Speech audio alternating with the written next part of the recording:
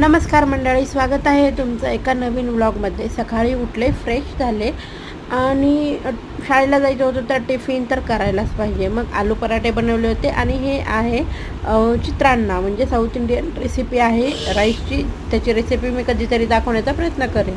चहा घेतला आणि हे one of the my favourite song, Ranveer Singh favourite, मग माझं सॉन्ग पण फेवरेट.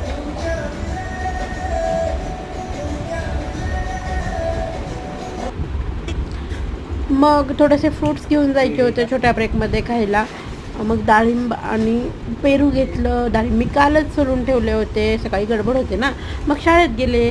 मग दोन महापुरुषांची आपल्या देशातल्या जयंती पुण्यतिथी होती, त्याचं सेलिब्रेशन शाळेत झालं. शेवटी सगळ्यांचं मत एकच होते की जातीभेद करू नका आणि आपणही तेच पाळावं असं मला वाटतं. मग हे जे अभ्यास घ्यायचं काम आहे हे एक्स्ट्रा तास असतो आमचा सकाळी दोघींना.